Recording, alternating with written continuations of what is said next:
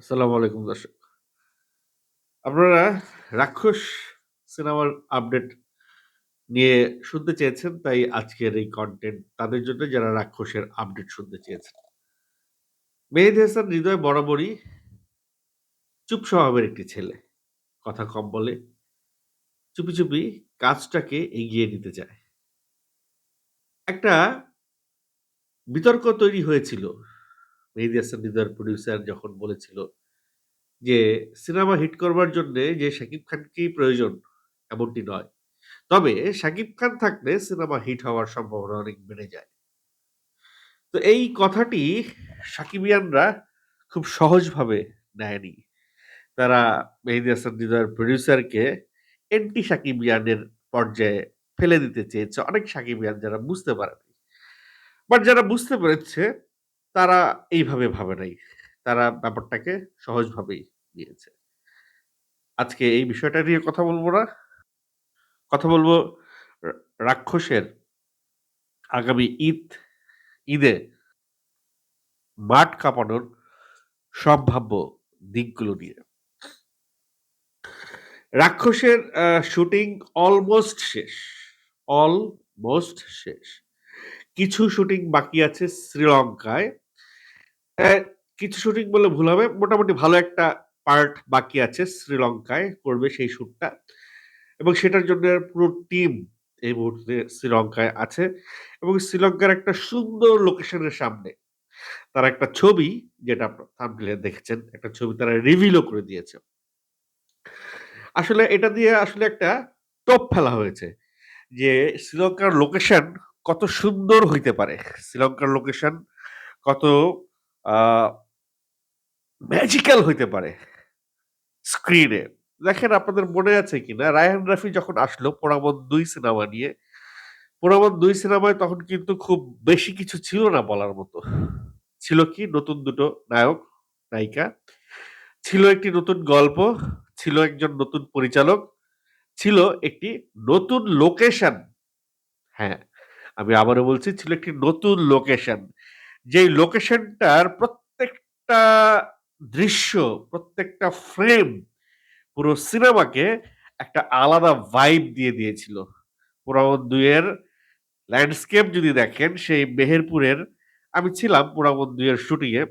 এত সুন্দর চারপাশ বর্ডারের খুব কাছাকাছি আ বাংলাদেশের। মেহেরপুরের একটা ভার্জিন লোকেশনে শুট হয়েছে। এখন রাক্ষসের শুটটা হচ্ছে ঠিক সেরকমই একটি ভার্জিন লোকেশনে। কেন ভার্জিন লোকেশন বলছি? শ্রীলঙ্কায় কি এর আগে বাংলাদেশের কোন সিনেমার শুটিং হয় নাই? হইছে তো। শ্রীলঙ্কায় তো 'প্রিন্স টিমেরও' শুটিং হচ্ছে। যদিও শ্রীলঙ্কায় এখনো তারা ক্যামেরা ওপেন করতে পারে নাই। তবে খুব শিগগিরই তারা ক্যামেরা ওপেন করবে। কিন্তু রাক্ষসের শুটিংটা একটু ডিফারেন্ট শ্রীলঙ্কায়। কেননা শ্রীলঙ্কায় রাক্ষসের শুটিংটা তারা স্ক্রিপ্টেই রেখেছিল। তাদের গল্পেই ছিল। যেটা প্রিন্সের গল্পে শ্রীলঙ্কায় শুটিং ছিল না। রাক্ষসের গল্পে শ্রীলঙ্কার পার্টে শুটিং ছিল। একে তো গল্পের সঙ্গে ম্যাচ করে লোকেশন ফাইন্ড আউট করা হয়েছে। দ্বিতীয় যে সিচুয়েশনটা সেটা হচ্ছে গিয়ে যে শ্রীলঙ্কায় রাক্ষস টিমের যে প্রযোজক তার নিজের দেশ। হ্যাঁ, ভুল শুনছেন না। সুমি আ সুমি আপ আ আ প্রযোজক সুমির হাসব্যান্ডের নিজের দেশ হচ্ছে শ্রীলঙ্কা। এখন যে তার নিজের দেশে শুটিং করছে, তার একটা লোক তার নিজের দেশ সম্পর্কে কতটা জ্ঞান রাখে, কতটা ধারণা রাখে সেটা শুধুমাত্র আপনি অ্যাজ এ বাংলাদেশী হিসেবে আপনিই জানবেন। আপনি যারা আমার এই কনটেন্টটা দেখছেন, হ্যাঁ আপনি। আপনি জানেন বাংলাদেশ সম্পর্কে কিছু জিজ্ঞেস করলে আপনি যতটা সাবলীলভাবে উত্তর দিতে পারবেন, শ্রীলঙ্কা সম্পর্কে আপনাকে জিজ্ঞেস করলে আপনি ততটা সাবলীলভাবে উত্তরটা দিতে পারবেন না। কারণ আপনি শ্রীলঙ্কার নাগরিক না। ঠিক একই কারণে রাক্ষস টিমের প্রয়োজক যেহেতু শ্রীলঙ্কার নাগরিক, সে জানে শ্রীলঙ্কার কোথায়, কোথায় সুন্দর, সুন্দর লোকেশন আছে। এবং সে যেহেতু ওই দেশের নাগরিক, সে এমন, এমন লোকেশনে শুটিং এর পারমিশন এরেঞ্জ করে দিবে, যেই সব লোকেশনে শুটিং করার সৌভাগ্য অন্য কারো হবে না। পৃথিবীর অন্য কোনো দেশের সেই সব লোকেশনে শুটিং করার ভাগ্য হবে না। কারণ তারা ওই দেশের নাগরিকের সহায়তা যদি নেয় তাহলে হবে। আর নচেৎ হবে না। কিন্তু যেই সিনেমার প্রোডিউসার নিজেই ওই দেশের নাগরিক, সে যেভাবে লোকেশনস বের করে দিবে আর ওই দেশের নাগরিককে ধরে লোকেশন বের করা ২ টা ডিফারেন্ট জিনিস। সো আমি বলছিলাম যে শাহরিন সুবির হাসব্যান্ড যেহেতু শ্রীলঙ্কার নাগরিক, আপনারা অলরেডি যে থাম্বনেইলে যে ছবিটা দেখেছেন, এত সুন্দর একটা, যদিও পেছনের ব্যাকগ্রাউন্ডটা সব সাদা। আপনারা খেয়াল করেছেন সিয়াম আহমেদের যে কটা পোস্টার আসছে সব সাদা পোশাক, তার উপরে ইসের ছোট একটা ছাপ, একটা বিশেষ কালারের ছাপ। তো এই যে সিয়াম আহমেদের পোশাক, শ্রীলঙ্কায় ব্যাকগ্রাউন্ডের রং সবকিছু মিলিয়ে একটা সাদার একটা ভালো রকম ইনভলভমেন্ট এই সিনেমায় যে আছে এটা কিন্তু বোঝা যাচ্ছে। যাই হোক, রাক্ষসের সঙ্গে আমার একটা জিনিস আ খুব ভাল লাগছে, সেটা হচ্ছে রাক্ষসের ব্যাপারে একটা জিনিস খুব ভাল লাগছে যে তারা ইন টাইমে শুটিংটা শেষ করতে পারবে। হয়তো আর ১০-১৫ দিন শুটিং করলে তাদের শুটিং প্যাকআপ হয়ে যাবে। তারপরে তাদের হাতে সময় থাকবে। সময় থাকবে কি করবার জন্যে? সময় থাকবে তাদের মার্কেটিংটা চালিয়ে যাওয়ার জন্যে। এখনো রাক্ষসের যে হাইপ, স্টিল রাক্ষসের যে হাইপটা ক্রিয়েট হইছে, যেমন লাস্ট তাণ্ডবে সিয়াম আহমেদ যেই আ প্রেজেন্স সে দিয়ে গেছে, যে ভায়োলেন্ট একটা লুক, ভায়োলেন্ট একটা আ তার যে অবতার হয়েছিল তাণ্ডবে, ঠিক সেই ভায়োলেন্স এর ধারাবাহিকতাটাই রাক্ষসে বজায় রাখার চেষ্টা করছে বোধহয় মেহেদী হাসান হৃদয়। I don't know, গল্পটা আমি জানি না।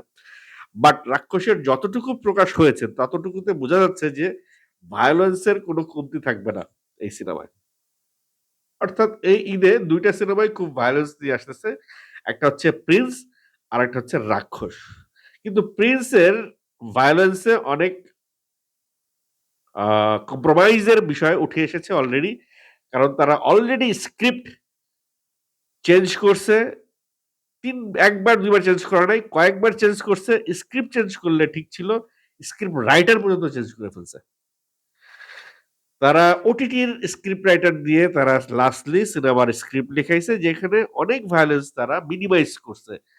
অনেক ভায়োলেন্স তারা সেখানে script as it as a script সেখানে কম্প্রোমাইজ হইছে। যাই হোক, এগুলো হয়তো না করলে আ সেন্সর বোর্ডে আটকে দিত। কিন্তু সেন্সর বোর্ডে কি আটকাবে না আটকাবে আমার মনে হয় না মেহেদী হাসান হৃদয় সেইগুলো মাথায় রেখে সিনেমা বানায়। মেহেদী হাসান হৃদয় সিনেমা বানাবে সে যেটা দেখাইতে চায়, সে যেটা ভিজুয়ালাইজ করছে, তার কল্পনা শক্তিতে যেটা আছে, সেটা তার কল্পনার জগতে সে যেটা দেখছে ওইটাই সে শুট করে নিয়ে আসবে। হ্যাঁ, এরপরে যদি সেন্সর বোর্ড বলে যে ভাই এটা দেখাইতে পারবো না, তখন হয়তো মেহেদী হাসান হৃদয় সেখানে কাটছাঁট করতে পারে, যেমনটা বরবাদে কিছুটা কম্প্রোমাইজ মেহেদী হাসান হৃদয় করেছে। কিছুটা কয়েকটা দৃশ্য সেখানে ফেলে দিতে তার হয়েছে। কিন্তু আগে থেকে এই দৃশ্য ফেলে দিয়ে শুট করা প্রিন্স টিম কি নিয়ে আসবে সেটা নিয়ে একটু সংশয় তো রয়েই যায়। যাই হোক, রাক্ষসের প্রিপারেশন ভালো, রাক্ষসের গল্প ভালো, রাক্ষসের লোকেশনস ভালো, প্রোডিউসার ভালো। মানে প্রোডিউসারের তো টাকার অভাব নাই। প্রোডিউসার বলে নাই আমার লো বাজেট। প্রোডিউসার বলে নাই এই টাকার মধ্যে সিনেমাটা শেষ করতে হবে। ওপেন বাজেট, যতটুক দরকার ততটুকুই খরচ করা হবে রাক্ষসের জন্যে, এবং এটি সিয়াম আহমেদের জন্য একটা বিশাল, বিশাল, বিশাল ব্যাপার। সিয়াম আহমেদ গত ঈদে 'জঙ্গলি' সিনেমাটায় মোটামুটি একটা কামব্যাক হইছে তার। সে কিন্তু মোটামুটি হারায় যাচ্ছিল। 'তাণ্ডব' আর 'জঙ্গলি' দিয়ে সে দর্শক হৃদয়ে একটা আলাদা অবস্থান ক্রিয়েট করছে। এই অবস্থানটা সে যদি শক্তপোক্তভাবে ধরে রাখতে না পারে, যে জিনিসটা আমি আগের অনেক কনটেন্টে বলেছি, সিয়াম আহমেদ বিভিন্ন সময় বিভিন্ন ধরনের গল্প নিয়ে ট্রাই করে।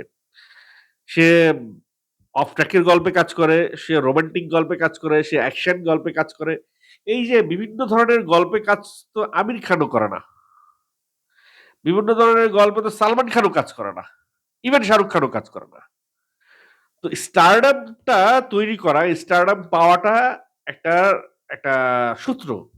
আমার কাছে মনে হয় যে একটা বীজগণিতের একটা সূত্রের মতো। এই সূত্র মতো যদি সে কোনো হিরো চলতে পারে তাইলে তার স্টারডাম আসবে। আর নাইলে আসবে, দেরিতে আসবে। এখন শরীফুল রাজকে যদি অ্যাকশন সিনেমায় দেয়, যেমন 'ইনসাফে' শরীফুল রাজকে খুব একটা ভালো লাগে নাই। একেবারে সোজাসাপটা কথা। 'ইনসাফে' শরীফুল রাজকে খুব একটা ভালো লাগে নাই। 'ইনসাফ' কিন্তু জমাইতে পারে নাই। বাট 'পরাণ' সিনেমায় শরীফুল রাজ ছিল ডিফারেন্ট। 'পরাণ' সিনেমার শরীফুল রাজ ছিল অন্যরকম। বা 'দেয়ালের দেশ' সিনেমায় শরীফুল রাজ ছিল অন্যরকম। তো শরীফুল রাজকে বুঝতে হবে শরীফুল রাজের প্যাটার্নের গল্পগুলো কি। সিয়াম আহমেদ যদি বুঝে থেকে থাকে যে তার প্যাটার্নের গল্পগুলো কি, তাহলে সে রাইট ট্র্যাকে আছে এবং এই ট্র্যাকেই সে বহুদূর চলে যাবে। বহুদূর চলে যাবে এবং খুব সহজে চলে যাবে। দেখেন, আফরান নিশো মাত্র ২ টা সিনেমা নিয়ে আসছে। এই ৩ নাম্বার সিনেমা তার হতে চলেছে। কিন্তু আফরান নিশোকে অলরেডি শাকিব খানের সঙ্গে কম্পেয়ার করা শুরু করছে। কারণ আফরান নিশো বুঝতে পারছে সে তার ট্র্যাক কি। সে কোন ধরনের গল্প করে দর্শকের কাছে যেতে পারবে, দর্শককে আলাদা করে তার একটা দর্শক শ্রেণী তৈরি করতে পারবে। সে হুমায়ূন ফরিদীকে তার গুরু মানে।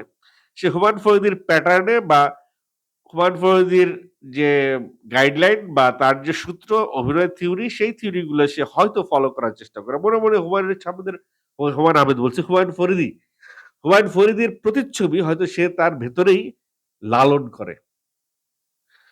তো সেই জায়গা থেকে সিয়াম আহমেদেরও একটা জায়গায় দাঁড়াতে হবে যে জায়গায় দাঁড়িয়ে সে তার অবস্থানটা শক্তপোক্ত করবে। তারপরে একটা সময় গিয়ে সে হয়তো ১ টা ২ টা সিনেমা অফ ট্র্যাক বা অন্য কোনো লাইনে সে ট্রাই করতে পারে। তবে 'তাণ্ডবে' যেভাবে সিয়াম আহমেদকে দর্শক রিসিভ করছে, সিয়াম আহমেদ এইটার ধারাবাহিকতা বজায় রেখে যদি আরো ৪-৫ টা ছবি এভাবে নিয়ে আসে মার্কেটে, তাইলে হয়তো সিয়াম আহমেদের একটা শক্তপোক্ত অবস্থান তৈরি হতেও পারে। 'রাক্ষস' সিনেমায় সিয়াম আহমেদের যে লুক অলরেডি প্রকাশ হয়েছে, সেই লুক কিন্তু দর্শক হৃদয়ে অলরেডি একটা ভাইব ক্রিয়েট করে ফেলছে। 'রাক্ষসের' আলাদা একটা ডিমান্ড অলরেডি দর্শক মহলে তৈরি হয়ে গেছে। 'রাক্ষস' মানুষ দেখবে এই জিনিসটা, এই যে মাইন্ডসেট, এই মাইন্ডসেটটা কিন্তু তৈরি হয়ে গেছে। ঠিক তেমনি 'দম' যে মানুষ দেখবে এটারও কিছু দর্শকের মাইন্ডসেট তৈরি হয়ে গেছে। 'প্রিন্স' দেখতে হবে, এই সিনেমাটা 'প্রিন্সের' সিনেমাটা দেখতে হবে। এরকম অনেক দর্শকের মাইন্ড আগে থেকে মাইন্ড সেট হয়ে আছে এবং সামনেও সেট হবে। এরকম একটা সিনেমা যখন মার্কেটে আসে, আসার আগে যে হাইপটা ক্রিয়েট করে বা ট্রেইলার, পোস্টার, ফার্স্ট লুক, এই ফোরকাস্ট এগুলো দিয়ে যখন হাইপ ক্রিয়েট করে তখন দর্শক হৃদয়ে একটা মাইন্ডসেট তৈরি হয় যে, "না, আমি এই সিনেমাটা দেখবো ঈদে।" এইবার ঈদে অনেকগুলো সিনেমা, গত ঈদের মধ্যে ৮ টা সিনেমা এসছিল। ৪ টা না ৫ টা, এবার ৮ টারও বেশি সিনেমা, অধিক সিনেমা আসার সম্ভাবনা রয়েছে এবং প্রত্যেকটা সিনেমা একটার চেয়ে একটা ভালো। তো এইবার ঈদে আসলে রোজার ঈদে দর্শকের পকেট থেকে বেশি টাকা খরচ হবে। যাই হোক, 'রাক্ষস' সিনেমাটা আমার মনে হয় 'প্রিন্সের' পরে অনেকে ২ নম্বরে রাখবে, অনেকে ৩ নম্বরে রাখবে। দর্শক জরিপে যে কোন সিনেমাটা ঈদে দেখতে হবে আমার, সেই সিনেমাটা অনেকে ৩ নম্বরে রাখবে, ২ নম্বরে রাখবে, ১ নম্বরে সবাই 'প্রিন্সই' রাখবে। তো দর্শক, আপনারা 'রাক্ষস' সিনেমাটা ঈদে দেখার লিস্টে কত নম্বরে রাখছেন একটু কমেন্ট করে জানিয়ে যাবেন।